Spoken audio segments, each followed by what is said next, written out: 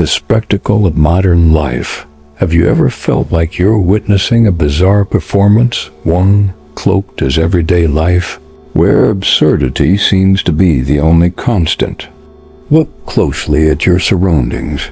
With just one tap on your screen, you're bombarded with haunting images: children buried under rubble, cities in ruins, cries of anguish echoing through shattered streets. This is humanity in its rawest, most violent form, streamed in pristine high definition. And then, without warning, the scene flips. A bright, polished commercial flashes across your screen, beaming faces, hollow promises. Buy joy, charge, self-worth, escape pain with a weekend getaway. It's as though suffering and consumerism have entered a silent partnership to distract, to desensitize. Pain is now the ambient noise, consumption the main act. And we, the viewers, drift through this theater of contradiction, half awake, caught between tragedy and farce. You've felt it, haven't you? That persistent discomfort. A sense that something is deeply, viscerally wrong, as though we're alive in a purely physical sense, yet emotionally disconnected, numb by design. It's not just apathy. It's a kind of chosen death. We follow routines we didn't create. We speak lines we never wrote. And we keep moving forward without knowing why. The quiet crisis of meaning. Albert Camus recognized this internal dissonance with unnerving precision. His work didn't exist to soothe, but to provoke.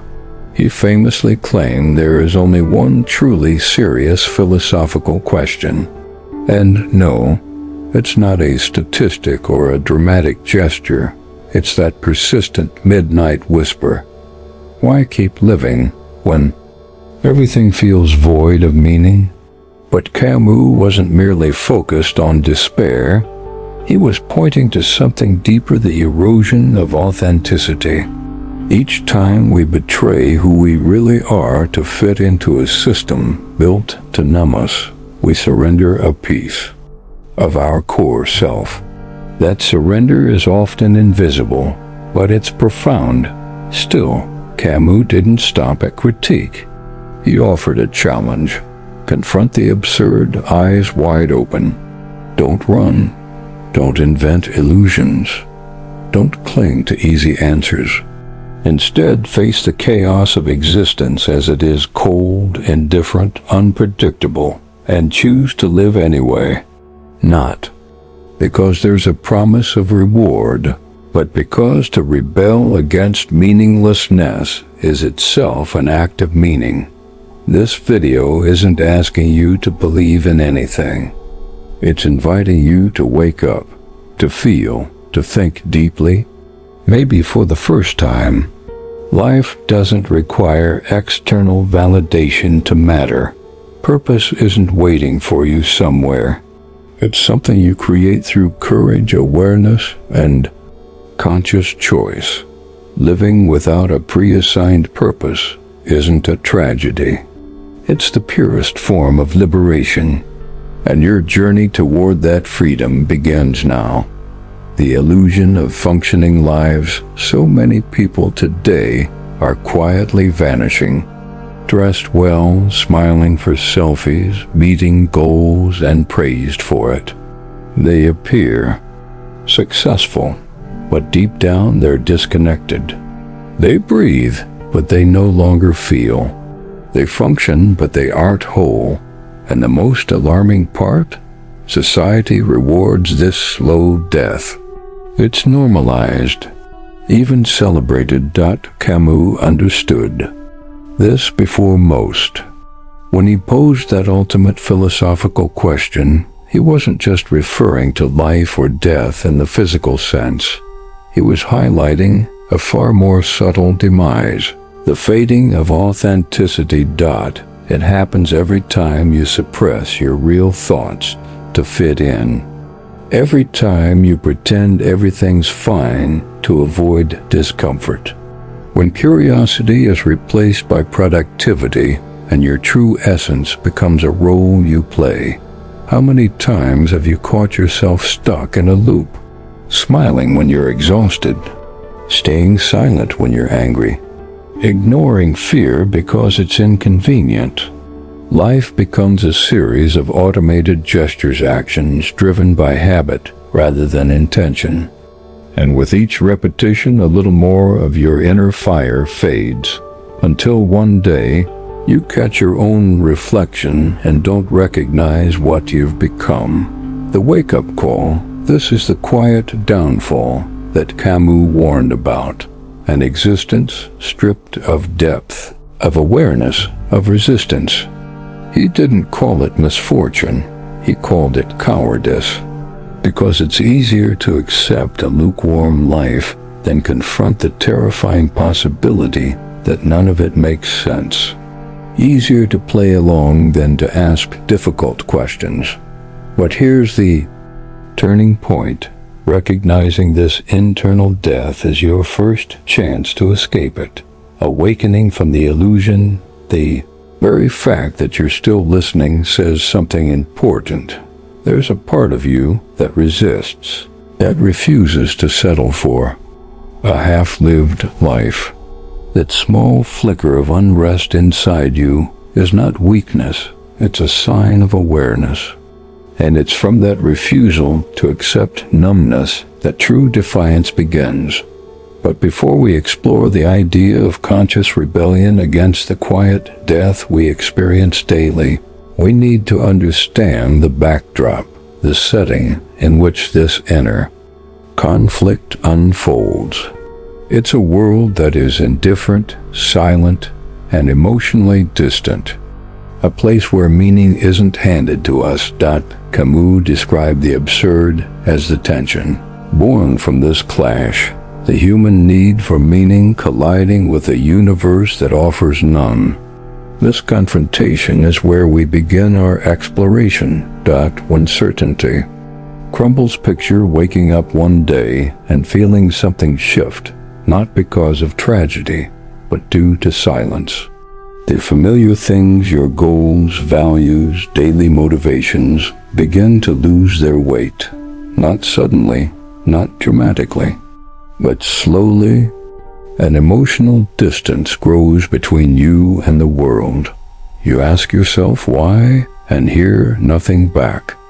Life continues in a mechanical hum, moving on without acknowledgement of your inner chaos. This is precisely where Albert Camus introduces the concept of the absurd, the collision between our search for clarity and the world's relentless indifference. We crave stories, explanations, a sense of direction, but the universe and its silence gives us none. Camus doesn't suggest the world is cruel. It's not evil. It simply doesn't respond. And that silence is what creates the absurd, not from malevolence, but from the mismatch between human consciousness and an unresponsive reality. It's like trying to decode a book written in an unknown language. The frustration doesn't lie in the content, but in the absence of translation. The absurd isn't solely in us or in the universe. It lives in the space between. The escape from meaninglessness. As conscious beings, we are wired to seek purpose. And when that pursuit is met with nothingness, it becomes unbearable for most. So what do? We run. We numb ourselves through distractions, consumerism, ideology, religion, superficial optimism. We convince ourselves we're fine, that life has structure and certainty. But these are just comfort stories. Escaping into them takes less courage than facing the void head-on. But Camus believed something powerful emerges when we finally stop running. When we look the void in the eye without flinching, a new possibility arises. If the world doesn't give us meaning, then we must become the creators of it. That kind of freedom requires honesty. It demands we stop chasing illusions and accept that meaning is not found, it's made. The three responses to the absurd. Once we recognize the absurd, we find ourselves at a crossroads. Camus identified three paths that emerge from this recognition, three ways we respond to the vast emptiness between what we need and what we find. The first is surrender, the belief that if life has no inherent meaning, then it's not worth continuing. It's the decision to abandon the game entirely. Camus firmly rejects this not as a moral stance, but because it reflects a retreat rather than a confrontation. To end life is not to face the absurd, it is to run from it. The second is what Camus called the philosophical escape. This is more common and more dangerous. It's when a person, unable to bear the silence, invents meaning. They grasp at belief systems, ideologies, and promises of redemption to ease their discomfort. Whether it's heaven or utopia, the mechanism is the same self-deception for emotional survival.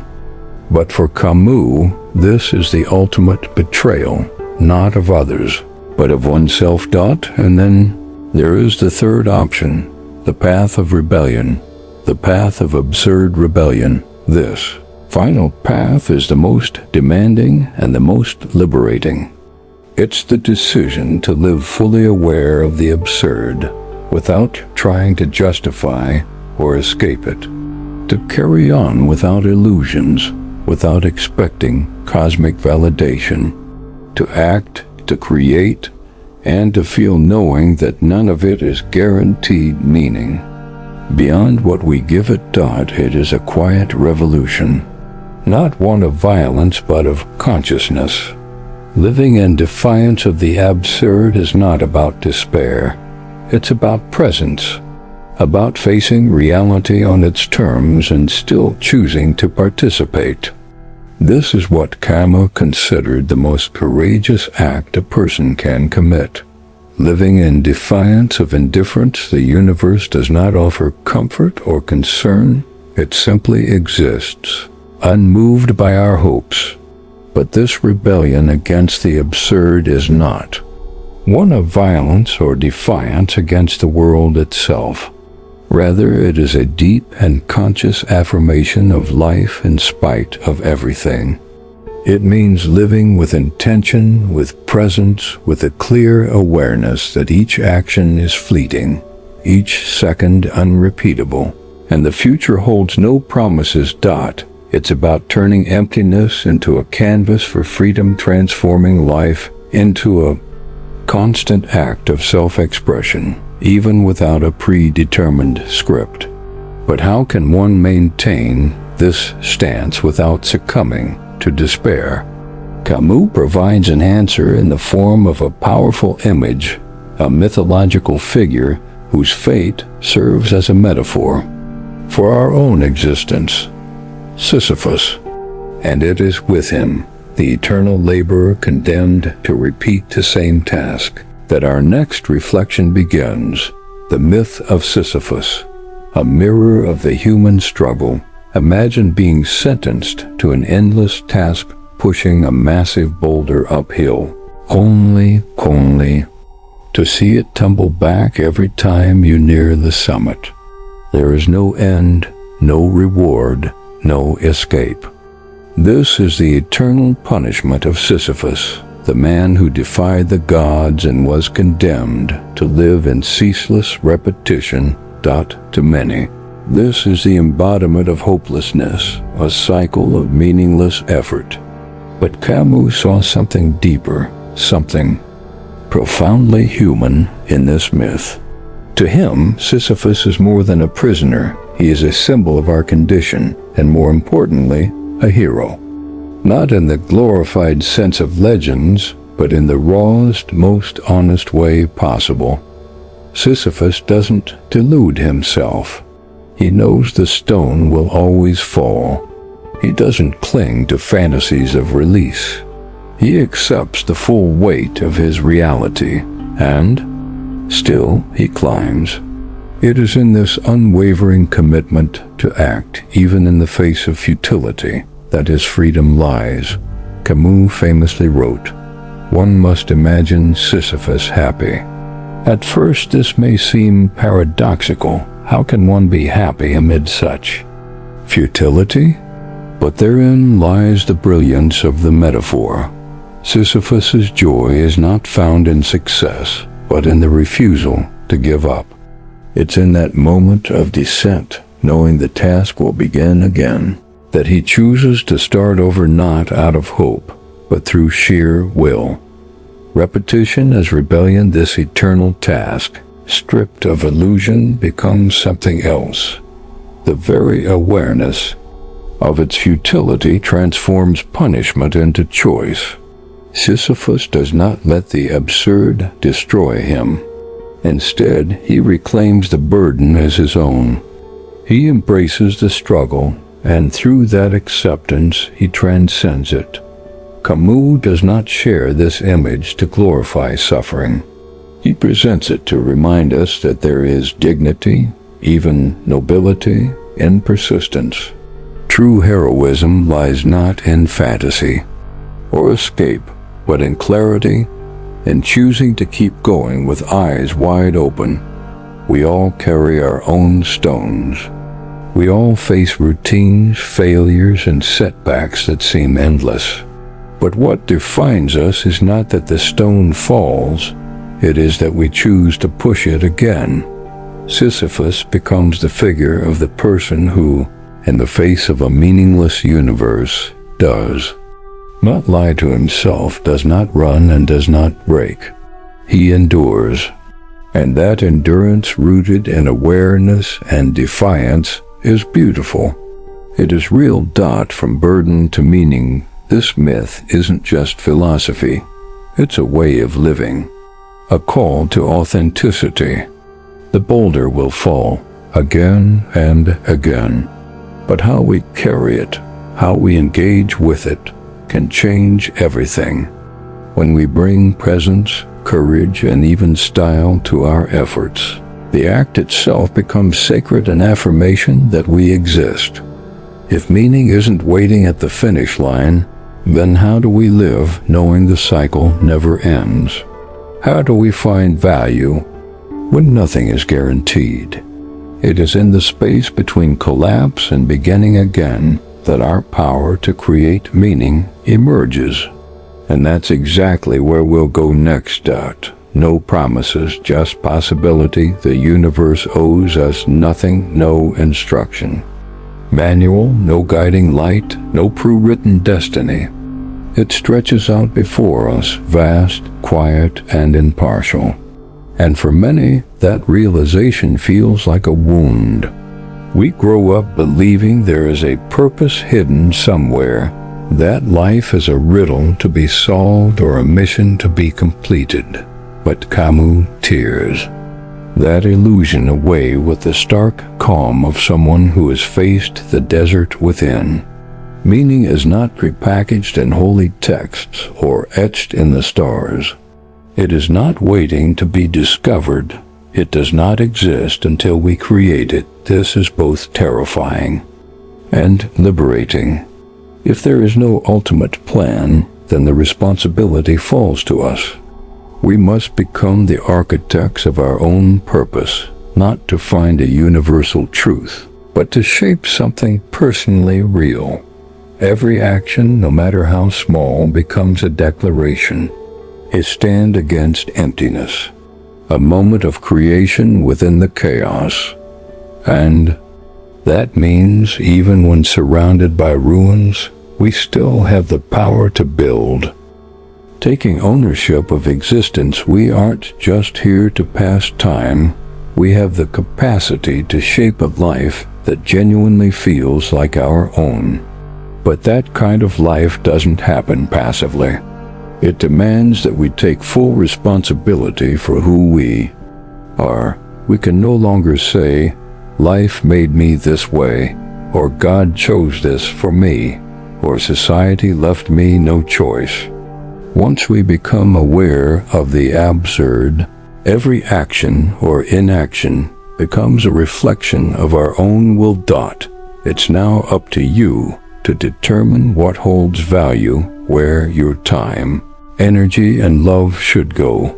This kind of freedom can be daunting, even overwhelming, but it's also the only path to a life that feels real. This is not a call to live without direction. It's not about recklessness. On the contrary, it's about living with clear intention, living fully awake, knowing that each word, each touch, each moment matters, not because it will echo through time, but because it is all you truly have. To love deeply, to listen with your full attention, to create, to stand for something, to care for yourself and others. All of these can become sacred acts when chosen with awareness. Camus invites us to live as artists of our own existence. And like any artist, we must work with raw material, suffering, setbacks, fear, and solitude. Not to glorify them, but to transform them, because even pain can reveal strength. Even failure can carry beauty. Even death can be met with dignity. Ruin isn't the end, it's the open space where something new can begin. And building a meaningful life doesn't require grand gestures. It happens in the ordinary, in how we approach a Monday, in how we treat a stranger, and how we respond when everything falls apart. This kind of meaning isn't loud or dramatic. It's quiet, personal, and ongoing. The more we release ourselves from the expectations of others, the more clearly we hear our own inner voice, facing the void without fear. But to live in this way with presence, with authorship, requires one final difficult shift. We must stop looking outward for answers. Stop expecting life to hand us meaning from somewhere above or beyond, and instead start viewing the void not as something threatening, but as a blank canvas, a place where our freedom can truly take root. It's this shift, this final crossing, that transforms Camus' philosophy from abstract thought into lived experience, and to courage, into radical freedom.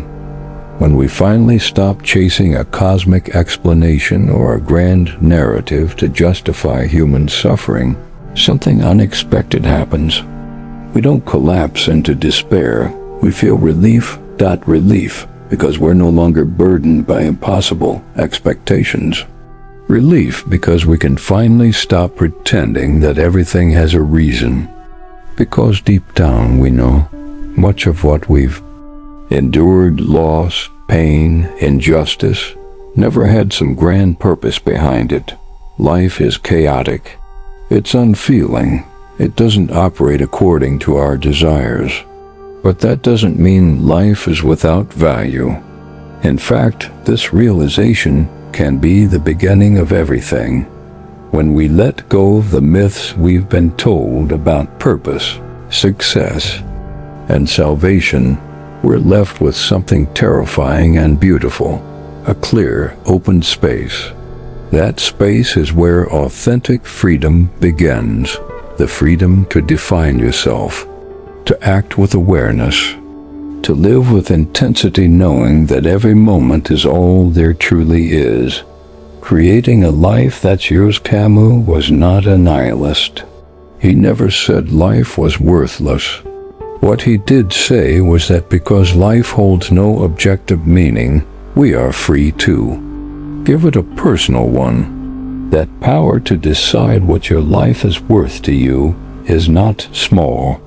It is the greatest kind of rebellion in a world constantly trying to shape, silence, or program you. To live without guarantees, without dogma, without the promise of a happy ending. That's not a punishment. It's an opportunity.